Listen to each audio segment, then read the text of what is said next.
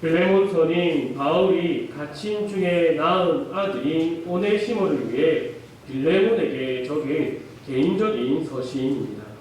이 서신은 하나님의 사랑이라는 큰 주제 안에서 그리스도인의 신앙생활의 핵심을 다루고 있습니다.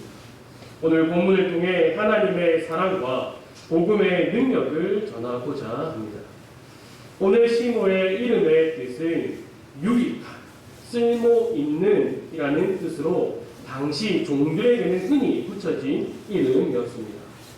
빌레몬은 또한 오네시모가 자신에게 있어서 유익한 존재, 그리고 쓸모있는 존재가 되기를 원했을 겁니다. 하지만 자신과 생각과 다르게 자신의 소유를 가지고 도망친 무익한, 쓸모없는 사람이 되었습니다.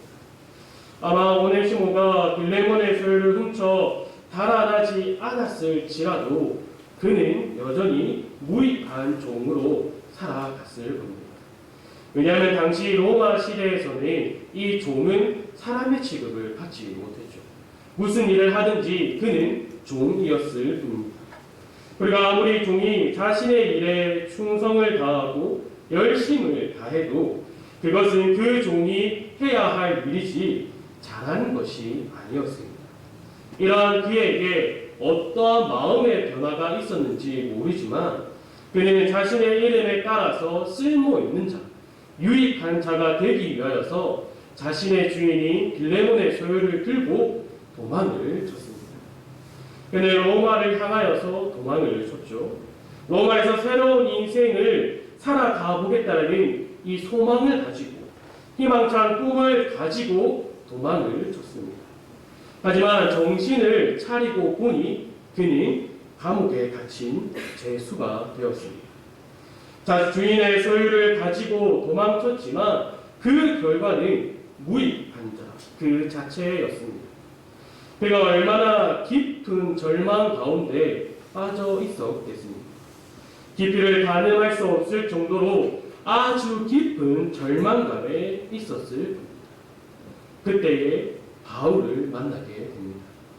그 감옥에서 바울을 만나고 바울이 그 오네시모에게 복음을 전했습니다.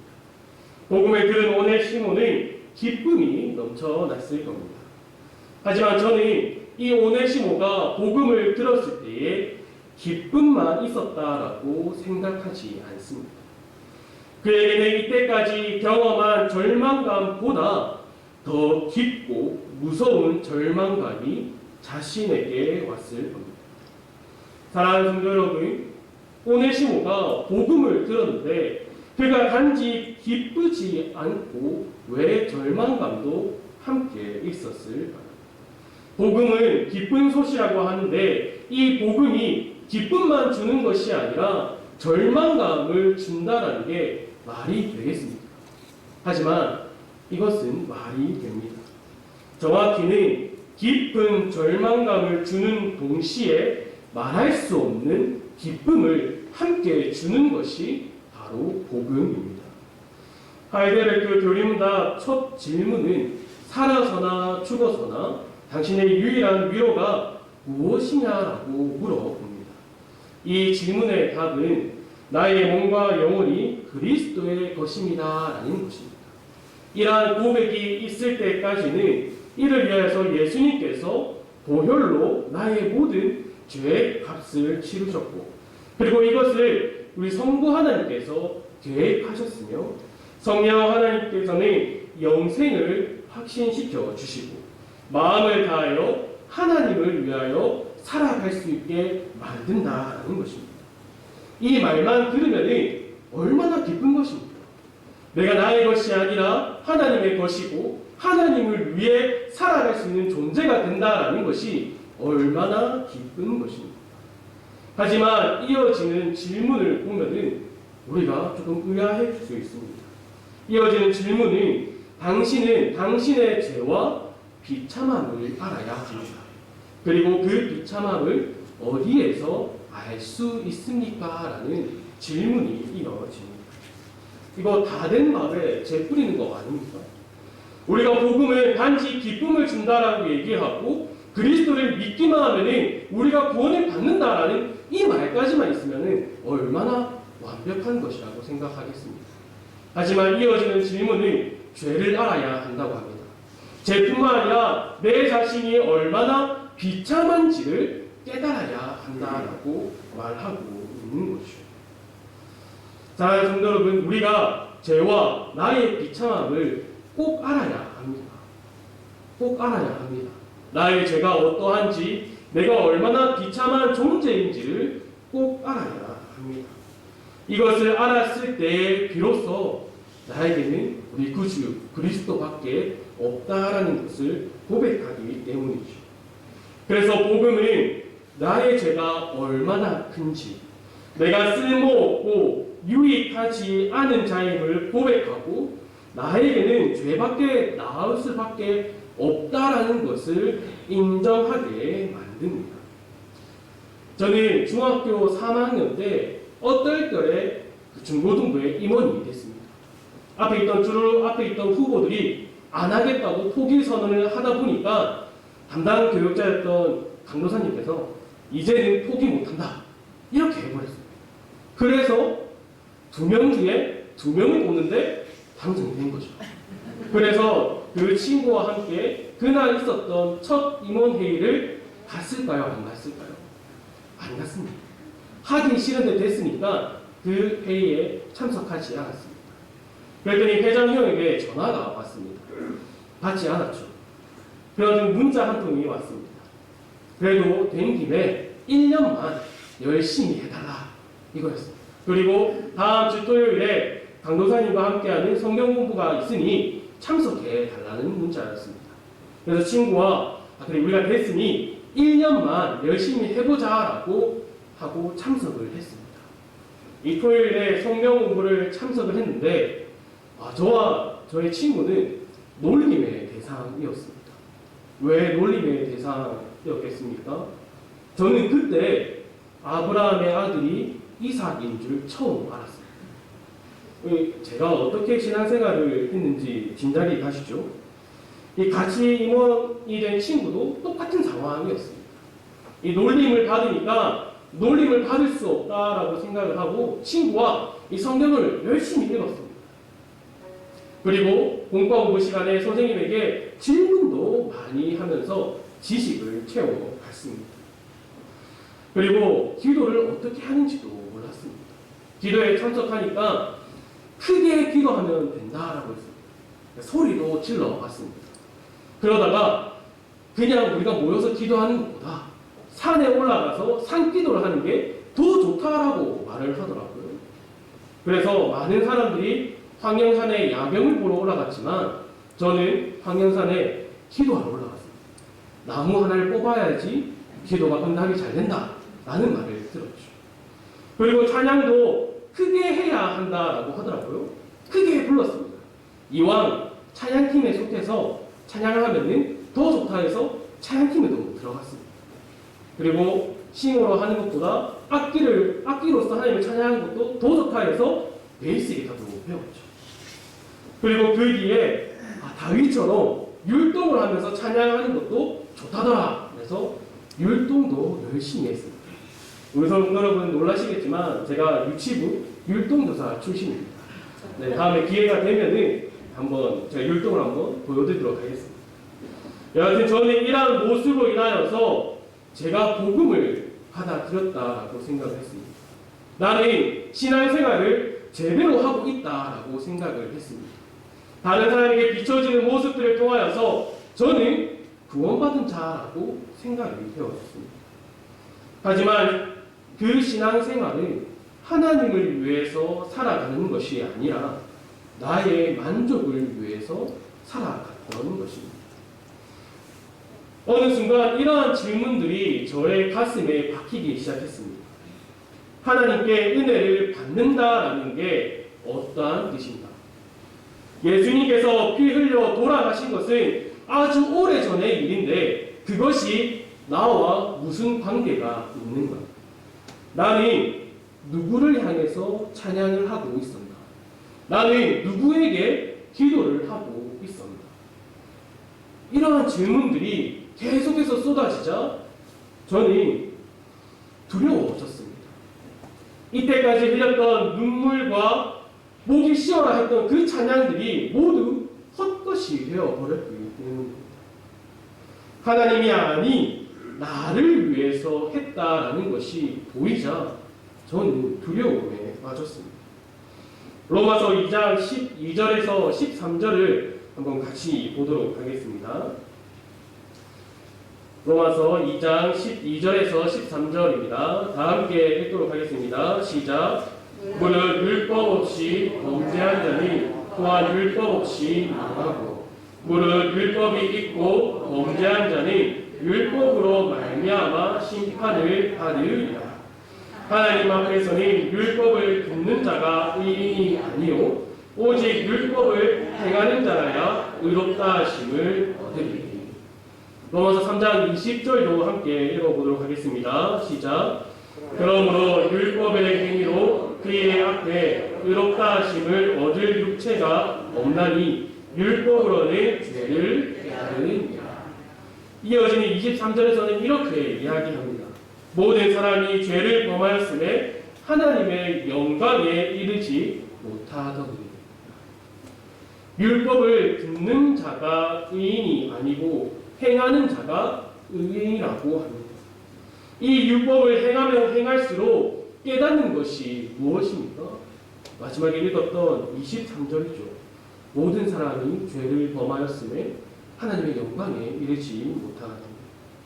율법을 완전히 행할 수 없으며 그 율법을 통하여서 내 죄를 깨닫고 나는 죄인이고 나는 죄밖에 지을 수밖에 없다.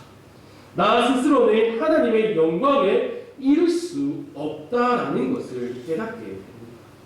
이 상태가 얼마나 비참한 것입니까?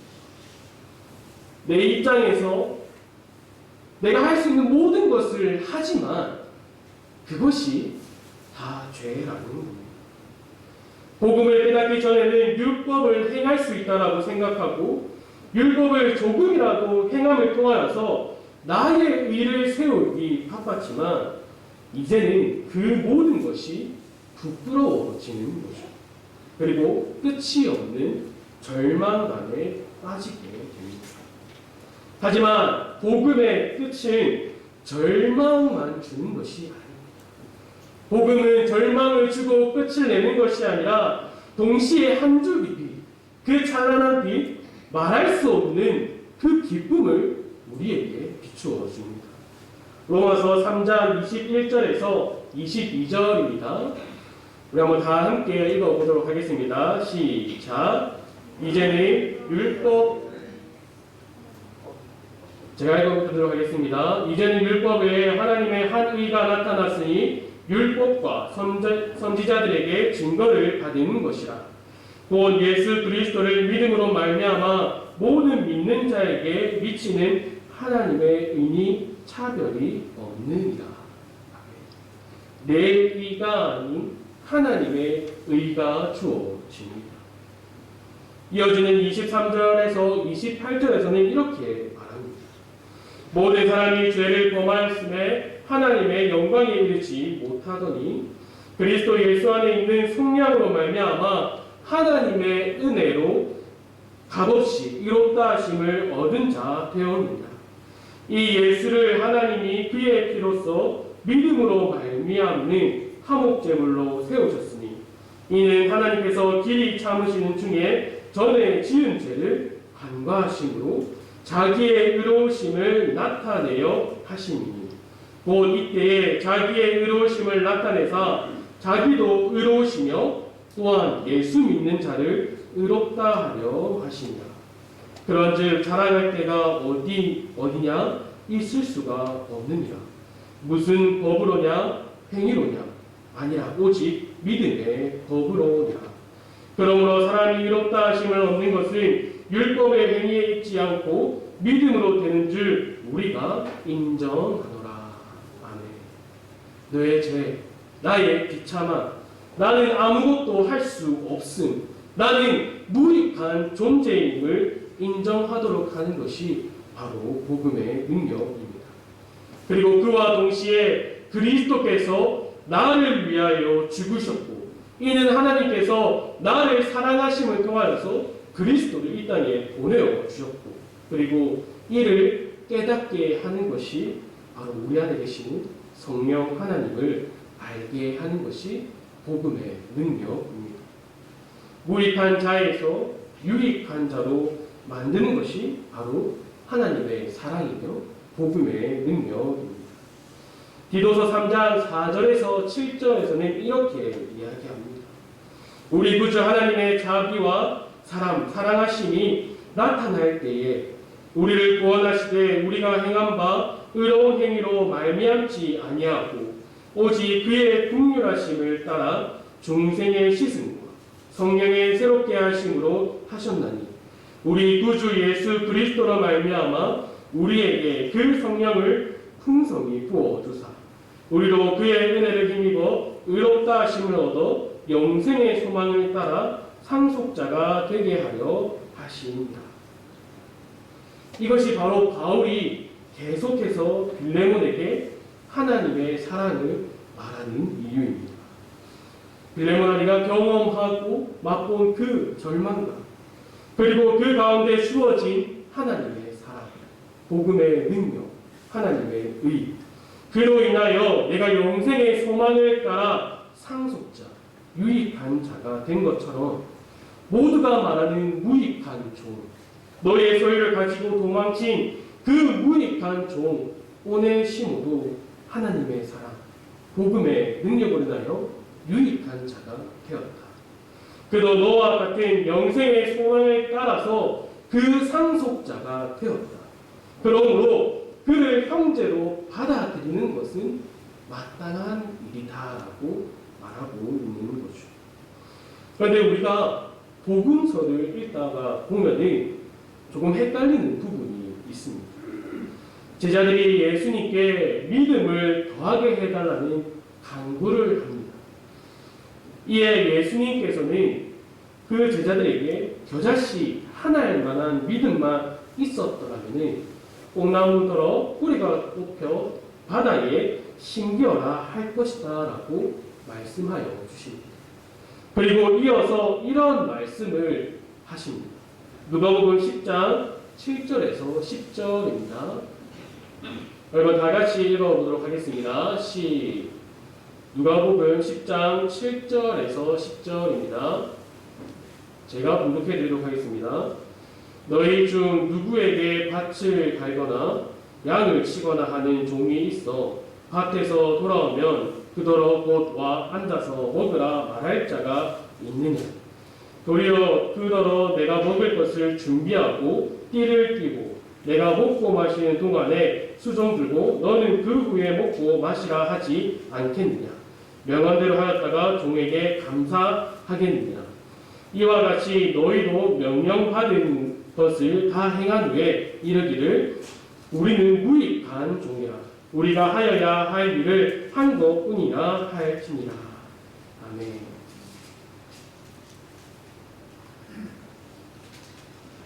방금 읽은 본문은 누가복음 17장 7절에서 10절입니다. 제자들에게 지금 우리는 무익한 종이라고 가르치고 계시죠. 예수님은 자신의 사역 동안 종의 모습으로 표현하고 계십니다. 인자가 온 것은 섬김을 받으려 함이 아니라 도리어 섬기려 하고 자기 목숨을 많은 사람의 대속물로 주려 함이라. 계속해서 종으로서 비유를 하고 있습니다. 그런데 요한복음에서는 예수님께서 또 다르게 말씀하여 주십니다. 이제부터는 너희를 종이라 하지 아니하리니 종은 주인이 하는 것을 알지 못합니다. 너희를 친구라 하였노니 내가 내 아버지께 들은 것을 다 너희에게 알게 하였습니다. 요한복음 15장 15절 말씀입니다. 이제는 친구라고 합니다. 이전까지 종이라고 말씀을 하시면서 이제는 친구라고 말씀하고 계시는 거죠. 그럼 우리가 이것을 어떻게 받아들여야 하겠습니까? 앞서는 종이라 말을 하고 또 뒤에는 친구라고 하는데 그러면 우리가 어떠한 존재입니까? 누가복음 17장 7절에서 10절까지 말하는 이 무익한 종이라고 표현을 하는 것은 종이 자기의 뜻대로는 할 수 없음을 나타내기 위함입니다. 종은 자신의 뜻대로 행하는 것이 아니라 자신의 주인의 뜻에 따라서 행하는 것입니다. 그리고 주인의 뜻에 따라 행한다고 주어지는 보상이 없습니다. 왜냐하면 그는 그 주인의 소유이기 때문이죠. 예수님께서 말씀하시는 이 종은 세상에서 말하는 종과 다릅니다. 세상의 관점에서 말하는 종은 다른 어떠한 힘에 의해서 눌리고 억압된 자입니다. 주인의 뜻을 모르고 행하는 자가 바로 종이지요. 하지만 예수님께서 말씀하시는 이 무익한 종은 요한복음 15장 15절에서 말하는 이 친구와의 의미가 연결되었을 때에 밝히 드러납니다. 종은 주인이 하는 것을 알지 못함이라. 너희를 친구라 하였나니 내가 내 아버지께 들은 것을 다 너희에게 알게 하였으니라. 내가 내 아버지께 들은 것을 다 너희에게 알게 하였으니라. 즉 하나님의 사랑과 그리스도의 복음의 능력으로 내 모든 것을 부인한 뒤에 나의 몸과 영혼은 주의 것입니다 라고 고백하며 내 뜻이 아닌 아버지 하나님의 뜻대로 행하는 무익한 종인 동시에 친구가 되는 것입니다. 내 뜻대로 살아가는 것이 아닌 하나님의 뜻대로 행하는 것. 이렇게 살게 하시는 것이 우리 안에서 역사하시는 성령 하나님이십니다. 하나님의 사랑, 그리스도의 복음의 능력, 성령 하나님의 역사하심. 이것이 함께 나타나는 것이 바로 우리가 거듭나는 것. 무익한 자에서 유익한 자로 되는 것. 바로 복음의 능력입니다. 사랑하는 성도 여러분, 우리는 하나님 말씀 앞에 우리를 돌아봐야 합니다. 과연 나는 하나님의 사랑과 복음의 능력으로 내 죄와 비참함을 고백하고 그리스도를 나의 구주라고 고백하고 있는가? 그리고 성령의 역사하심에 따라서 나의 몸과 영혼이 그리스도의 것이기에 내 뜻대로 살아가는 것이 아니라 하나님의 뜻을 구하고 하나님을 의지하며 살아가고 있는지를 우리는 계속해서 하나님의 말씀을 통하여서 알아가야 합니다. 이전에는 내 뜻대로 무가치한 그리고 무익한 삶을 살아갔다면 이제는 하나님의 사랑과 복음의 능력으로 인하여서 죄와 비참함이 가득한 내 자신을 비워서 모든 삶에서 하나님의 뜻을 구하고 은혜를 구하며 성령께 붙들려 그리스도를 위하여 살아가는 우리 축복노교의 성도들이 되기를 간절히 소망합니다. 아버지 하나님 감사합니다. 우리가 우리의 능력으로 거듭날 수 없음을 깨닫게 하시고 하나님의 일하심으로 사랑으로 그리스도의 복음의 능력으로 성령 하나님의 역사하심을 통하여서 내 자신을 버리고 지워서 오직 나는 주의 것입니다. 나의 몸과 영혼은 주의 것입니다라고 고백하며 하나님의 뜻을 구하며 언제나 은혜 안에 사랑 안에 거하도록 우리를 인도하여 주시옵소서. 이 모든 것 예수님의 이름으로 기도합니다.